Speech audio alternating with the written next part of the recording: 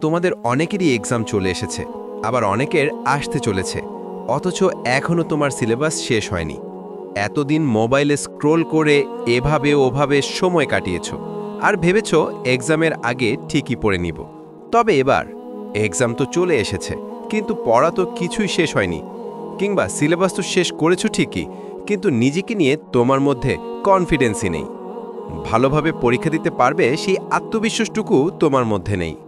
কারণ যতটুক পড়ছ তাও পরীক্ষার ভয়ে ভুলে যাচ্ছ, আর মাথা ভর্তি টেনশন নিয়ে ভাবছ আমি পারবো তো। আর তাই আজ আমি তোমাদের বলবো কিভাবে পরীক্ষার আগে নিজেকে এমনভাবে গড়ে তুলতে পারো যাতে প্রশ্নপত্র খুলেই মনে হয় আমি পারবো।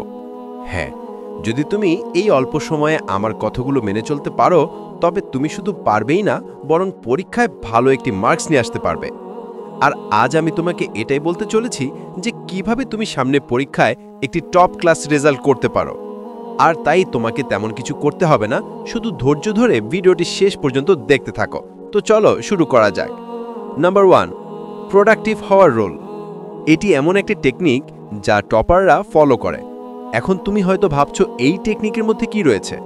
হ্যাঁ, তবে মন দিয়ে শোনো, এই টেকনিক বছরের পর বছর ধরে চলে আসছে। চলো একটি উদাহরণ দিয়ে বলি। ইমাজিন করো আগামীকাল তোমার পরীক্ষা। তো তুমি কি করো? যখন তুমি পরীক্ষা দিতে যাও তখন কি তুমি ডিস্ট্র্যাক্ট হও? যখন তুমি পরীক্ষা দিতে যাও তখন কি তোমার মনোযোগ হারিয়ে যায়? না, যায় না। যখন তুমি তোমার অ্যান্সার শিটে উত্তর লিখতে থাকো তখন কি তোমার একটা মনে হয় যে একটু ফেসবুক চালিয়ে নেই, একটু ইউটিউব শর্টস দেখে নেই? তখন কি এসব তোমার মাথায় আসে? তুমি কি এমন ডিস্ট্র্যাক্ট হও? না, কখনোই না। পরীক্ষার সময় আমরা অবশ্যই সম্পূর্ণ মনোযোগের সাথে লিখতে থাকি। এতে আমাদের পরীক্ষা 2 ঘন্টা হোক কিংবা 3 ঘন্টা হোক, যতক্ষণই হোক না কেন, পরীক্ষার সময় আমাদের ফোকাস এতটাই হাই লেভেলে থাকে যে বাইরের কোনো চিন্তাই তখন আমাদের মাথায় আসে না। আর তাই একবার ইমাজিন করো, হ্যাঁ, যদি তুমি এমন ফোকাসের সাথে প্রতিদিন 1 থেকে 2 ঘন্টা পড়তে পারো, তাহলে কি তুমি টপার হতে পারবে? হ্যাঁ, খুব সহজেই টপার হতে পারবে। আর এটাই হলো প্রোডাক্টিভ হওয়ার রুল। অর্থাৎ এই টেকনিকের মধ্যে তোমাকে যা করতে হবে, প্রতিদিন 1 থেকে 2 ঘন্টা একদম হাই প্রোডাক্টিভিটির সাথে তোমাকে পড়াশোনা করতে হবে। দেখো, পরীক্ষার মধ্যে কি তুমি ফোন ব্যবহার করো? না, করো না। হ্যাঁ, ঠিক এভাবেই সেই 1 থেকে 2 ঘন্টা তোমাকে মোবাইল ফোন থেকে দূরে থাকতে হবে। সাথে একটি পানির বোতল রাখতে পারো এবং তোমার রুমের দরজা বন্ধ করে দিতে পারো। কাউকে ভিতরে আসতে দিবে না। আর পড়ার সেই 1 থেকে 2 ঘন্টা তুমি আর ডিস্ট্র্যাক্ট হবে না। যদি তুমি পরীক্ষার আগ পর্যন্ত এই রুলটা ফলো করতে পারো, তবে আমি তোমাকে চ্যালেঞ্জ দিতে পারি, তোমাকে কেউ আটকাতে পারবে না। তুমি সেই 1 থেকে 2 ঘন্টার মধ্যে 5 থেকে 6 ঘন্টার পড়া কমপ্লিট করতে পারবে। আর এভাবে পড়লে তুমি টপারদের লিস্টে চলে আসতে পারবে। আর এটাই আজ আমি তোমাদের একটি চ্যালেঞ্জ দিচ্ছি। পরীক্ষার আগ পর্যন্ত কি তুমি এই রুলটা ফলো করতে পারবে? হ্যাঁ, যদি তুমি এই চ্যালেঞ্জটি অ্যাকসেপ্ট করতে পারো, তাহলে এখনই প্রতিটি স্টুডেন্ট কমেন্ট করো, yes, I will follow this rule. Number 2, one resource strategy. দেখো, তোমাদের মধ্যে অনেকেই সঠিক রিসোর্স থেকে পড়তে পারো না।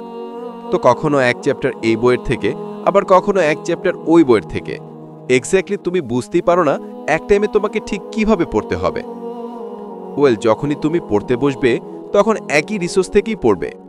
এমনটা নয় এই চ্যাপ্টারের এক অংশ, কিছুক্ষণ পর অন্য চ্যাপ্টারের আরেক অংশ। এইভাবে পড়লে তুমি কখনোই তোমার পড়াকে শেষ করতে পারবে না, সারাদিন কনফিউজডই থেকে যাবে। তোমাকে এখন কি করতে হবে? এই স্ট্র্যাটেজিকে ফলো করতে হবে। অর্থাৎ এক টাইমে তোমাকে একটি সাবজেক্ট পড়তে হবে। হ্যাঁ, যদি তুমি এই টিপসকে ফলো করতে পারো, তবে তুমিও টপারদের মতো প্রপারলি টাইম ম্যানেজমেন্ট করে পড়তে পারবে। Number 3, over thinking. দেখো, যখনই পরীক্ষা চলে আসে আর তুমি পড়তে বসো, তখন কি হয়? তখন তুমি অনেক ওভার থিঙ্কিং করতে থাকো। হয়তো ভাবতে থাকো, নিহা কেন মেসেজ দেয়নি, আজ আমি আবার ফ্রি ফায়ারে হেরে গেলাম। তো এই ওভার থিঙ্কিং থেকে কিভাবে তুমি মুক্ত হবে? আমি তোমাকে একটি টেকনিক বলে দিব, তবে তার আগে একটি জিনিস তোমাকে ইমাজিন করতে হবে। আগামী 3 সেকেন্ড তুমি তোমার বাবা মাকে নিয়ে কিছুই চিন্তা করবে না। কি হলো? যখনই আমি বললাম তোমার বাবা মার সম্পর্কে কিছুই চিন্তা করবে না, তো তুমি কি করলে? তখন তোমার ব্রেনে তোমার বাবা মার ছবি ভেসে উঠল। কিন্তু কেন? আমি তো বলেছিলাম তোমার বাবা মাকে নিয়ে চিন্তা না করতে, কিন্তু তারপরও তুমি কেন ভাবলে? কারণ এভাবেই আমাদের ব্রেন কাজ করে। যে জিনিসটা তুমি ব্রেনকে করতে নিষেধ করবে, সেটাই তোমার ব্রেন বেশি বেশি করে করবে। যদি তুমি বলো না, আর ফ্রি ফায়ার খেলবো না, তো তোমার ব্রেন তাই করবে। যদি তুমি বলো ওভার থিঙ্কিং আর করবো না, তো তোমার ব্রেন তাই করবে। আর এটাই হলো হিউম্যান সাইকোলজি।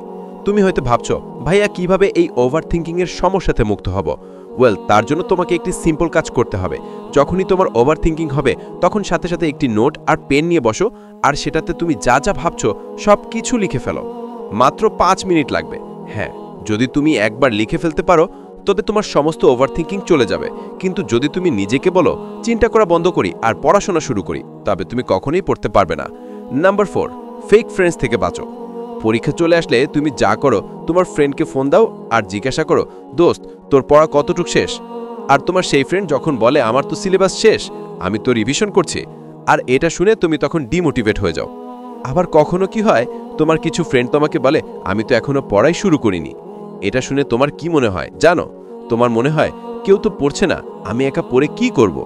তো দেখো, পরীক্ষার সময় এই 2 ধরনের ফ্রেন্ডস থেকে তোমাকে দূরে থাকতে হবে।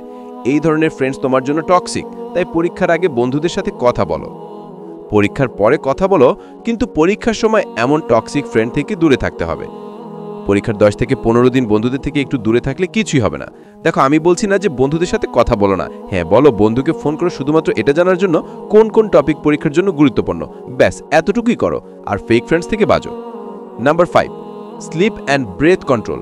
দেখো, যখনই তুমি এক্সাম হলে যাও তো তুমি পড়াগুলো ভুলতে থাকো। তুমি সবকিছু পড়ে এসেছো, সবকিছু ভালোভাবে রিভিশন করে এসেছো, কিন্তু কেন জানি এক্সাম হলে সবকিছু ভুলে যাও। তো এটাই হলো একজন টপার আর একজন অ্যাভারেজ স্টুডেন্টের মধ্যে পার্থক্য। দেখো, একজন টপারও তাই পড়ে যা তুমি পড়ো, কিন্তু কি হয়, একজন অ্যাভারেজ স্টুডেন্ট এক্সামের প্রেশারে সবকিছু ভুলে যায়, আর একজন টপার তোমার মতো ততটুকুই পড়ে, পড়াকে মেমোরাইজ করে, সবকিছু এক্সামে ঠিকঠাকভাবে লিখে আসে। জানো তারা এটা কিভাবে করে? কারণ তারা স্লিপ আর ব্রেথ কন্ট্রোল করে। হ্যাঁ, যদি তুমিও পরীক্ষার হলে পড়াকে ভুলে যাও, মনে না করতে পারো, তবে তোমাকে মাত্র 2টি কাজ করতে হবে। প্রথমত, পরীক্ষার আগের রাতে ভালোভাবে ঘুমিয়ে যেতে হবে। রাতভর পড়ার বদলে সময় মতো ঘুমাও, কারণ ঘুম হলো তোমার মস্তিষ্কের সুপার প্রসেসিং ইউনিট। তাই ঘুমিয়ে গেলে ব্রেন আপনাপনি তথ্যগুলো গুছিয়ে নেয়। তাই যদি তুমি ভালোভাবে না ঘুমাও, তবে তোমার মস্তিষ্ক পড়াগুলো মেমোরাইজ করতে পারে না, আর তুমি পরীক্ষার হলে পড়াগুলো মনে রাখতে পারো না। আর দ্বিতীয়ত, পরীক্ষার হলে গিয়ে বন্ধুদের সাথে অতিরিক্ত হাসাহাসি করবে না। এতে তোমার মস্তিষ্ক থেকে পড়াগুলো হারিয়ে যায়। তুমি হয়তো লক্ষ্য করেছো কিনা আমি জানি না, তবে তুমি একটি জিনিস লক্ষ্য করে দেখবে, যারা টপার স্টুডেন্ট তারা পরীক্ষার কিছুক্ষণ আগে হলে আসে এবং কারোর সাথে অতিরিক্ত হাসাহাসি করে না, নিজের মনকে শান্ত রাখে। আর তাই তারা পরীক্ষার হলে গিয়ে পড়াকে ভুলে যায় না, মনোযোগ সহকারে পরীক্ষা দিয়ে আসে। হ্যাঁ, এখন থেকে তোমাকেও তাই করতে হবে, তাহলে তুমিও তোমার প্রতিটি পরীক্ষায় একটি ভালো মার্কস তুলতে পারবে। তো বন্ধুরা, আশা করি টিপসগুলো অবশ্যই তোমার কাজে আসবে, তাই ভিডিওটি অবশ্যই তোমার কোনো পরীক্ষার্থী বন্ধুর সাথে শেয়ার করে দাও যাদের সামনে পরীক্ষা রয়েছে। তবে হ্যাঁ, তুমি যদি আমাদের চ্যানেলটিতে নতুন হয়ে থাকো তাহলে অবশ্যই চ্যানেলটি সাবস্ক্রাইব করে আমাদের সাথেই থাকো। So thanks for watching this video.